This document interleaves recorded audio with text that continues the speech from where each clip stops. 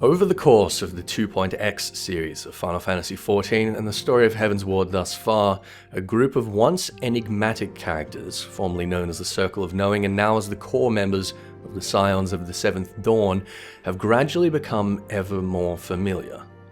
There are mysteries aplenty remaining, and it is one such mystery that we will today examine. Immediately following the Garlean invasion of Alamigo, the Sharlayan isolationists abandoned their Eorzean colony to the Dravanian wilderness, all but the Circle of Knowing, hoping to avert the inexorable calamity. Louisoix Le Veilleur, his students and allies Y'shtola, Thancred, Urianger, Yda, Papalymo, and the ruined city's self-appointed guardian Matoya. But even of the ever-suspect Urianger, we still know more background than that of the unassuming subject for today's inquiry. Even though the Sharlayans are a characteristically diverse society, and always have accepted select students from across the realm and the world, there are a few compelling reasons for us to feel that Yda simply doesn't quite fit in with this crowd, and a few clues regarding where else she might. Firstly, she's an idiot. Please tell me you're joking. God's sakes, Yda. I feel as though I'm reliving the same scene over and over with During the main scenario of both 1.0 and A Realm Reborn, you could be forgiven for believing that Papalymo was her minder. Right, yes. It's all coming back to me. Sharlayan is a veritable ivory tower. Despite the combat classes, each member of the Circle of Knowing is first and foremost a scholar, keepers of secret knowledge regarding the world's history, arts, science, and arcanima. Every time a cerebral subject is raised through the course of the story, every one of the Scions proves to be a wellspring of information, every one except Yda, whom either fumbles and bluffs her way through, or else openly admits ignorance on even the most basic of subjects that we could expect a first-year Sharlayan student to have mastered. We're going to take it as given for now, considering so little evidence to the contrary, that Yda is only marginally more intelligent than a Mandeville. So was she bludging her Sharlayan classes? Was she even there? If Yda was a Sharlayan native and had no interest in pursuing the Sharlayan lifestyle, she could have left far sooner for greener, punchier pastures. Although Sharlayan has ever been reticent to share its knowledge with other nations, its citizens are still free to come and go with impunity, and Yda evidently had no secrets to sell anyway. But she did not run away. She stayed, and she could not have found herself in Louisoix's inner circle of geniuses and prodigies off a platform of academic merit. So it was, I believe, that she found herself in Sharlayan not of choice, but of necessity. But why? Was she a kind of prisoner to be kept under close watch? A Garlean spy? Or was she perhaps seeking political asylum? It does seem that Yda, despite her lack of academic interests, has some consistent political ones. Firstly, she's clearly invested in Eorzea, remaining behind with the rest of the Circle of Knowing after the Sharlayan migration before the start of 1.0, but the mission undertaken by herself and Papalymo prior to the calamity was a very specific one. Players would have met the pair as they fell from their airship over the Shroud, from where they intended to keep watch over the movements of the Empire in Yda and I towards the Twelveswood, and corroborate for intelligence with both the Wood Whalers and the Alamigan resistance members that skirmished with the 14th Legion at the east border of the Twelveswood. She remained throughout 2.x with Papalymo as the Scion's eyes and ears in the Shroud, well after the immediate threat of invasion from the east had subsided with the defeat of Baelsar and the scattering of the 14th Legion. Yda takes such great lengths to keep her face covered, even allegedly refusing an upgrade from Rowena and free gear from Rowena isn't something to be shirked. I think that there's something more to it than merely being a consequence of her curious fashion sense. The first possibility that probably comes to mind is the very same reason that some other characters have chosen to hide their features, most recently Sir Lucia. From the most telling images we've seen of Yda, her pale complexion and blue eyes are quite typical among Garleans, although her hair is not quite the same shade of platinum blonde that they seem to share without exception. Yda is also far shorter than the typical Garlean, but then again so is Cid.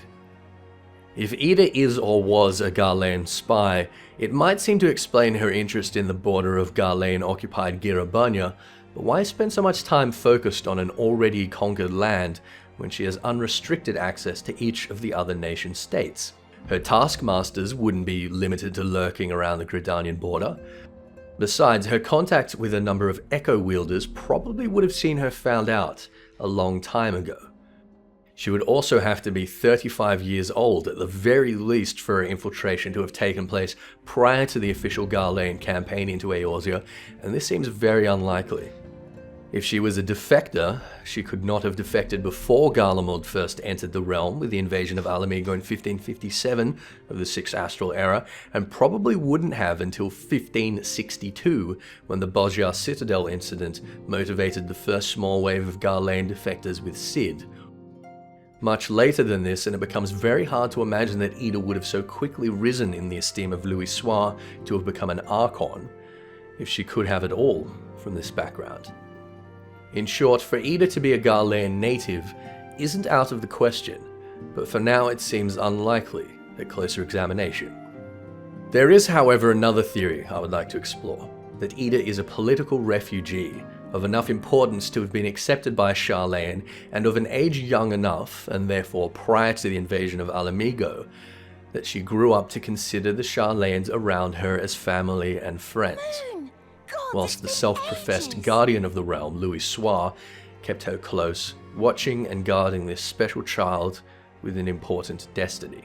Since the Autumn War, the militaristic and abrasive Alamigo had no friends to be found in the alliance states of Gridania, Limsa, Laminsa, Uldar, and Ishgard. After Theodoric, the King of Ruin, wiped out the Fist of Rauga, the Alamigan monk sect, in 1552, he began to purge the state of anyone with any kind of claim to the throne, including the entire royal house, save for one known survivor, his nephew Theodred, whom was hidden away by his mother in a temple of the Fist of Rauga. Although there was a great deal of civil unrest within the state at the time, what we would recognize as the typical Alamigan refugee didn't appear in central or western Eorzea until after the Garlean invasion. During the reign of Theodoric, the only Alamegans that would have abandoned their homes for asylum would have been those royals on the king's death list. None of them known to Theodoric would have made it out of Girabanya alive, and none of the other nations would have accepted a refugee of this significance, save perhaps Sharlayan, at the behest of a man like Louis Soir, who recognized how important it was that this child survived. So it was, I believe, that a baby Yda might have slipped under the radar, another heir of the throne, perhaps an illegitimate daughter, smuggled out of Girabanya before the king could even learn of her existence. Here we have a motivation for Yda's uncommonly passionate sympathies for the Alamigan resistance, sympathies that, if Papalimo is to be believed, have distracted her from her duties to the Circle of Knowing and the Scions more than once.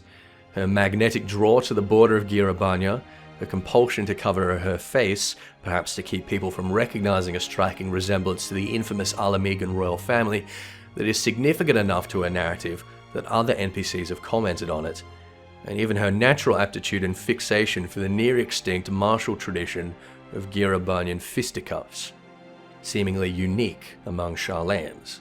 This theory would also put Yda at currently around 25 years of age, which seems much closer to the mark.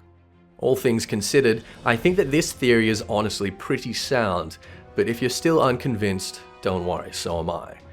But this theory isn't all about the breadcrumbs, it's about the narrative potential for the Final Fantasy XIV main scenario, as we move towards Alamigo, by far the most probable setting for 4.0.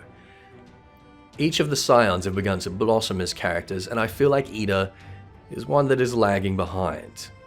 A story of an Alamigan Anastasia, her nation having fallen under an oppressive new order, becoming a warrior princess anonymously fighting for her people's liberty alongside the Alamigan resistance. This would be a fantastic character, a fantastic narrative, and one that would fit Yda to a T.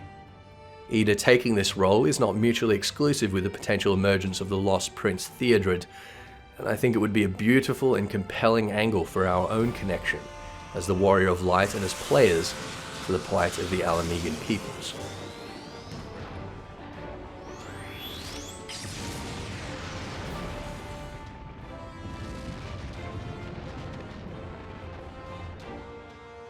So I would love to hear what you think. If you have any theories of your own about the background of this character or of any of her fellow Scions, or any thoughts regarding the kind of leverage that might compel the Scions toward Girobanya over the next few patches. Like and subscribe for more content, but until next time, I'm Ethis, and thanks for listening.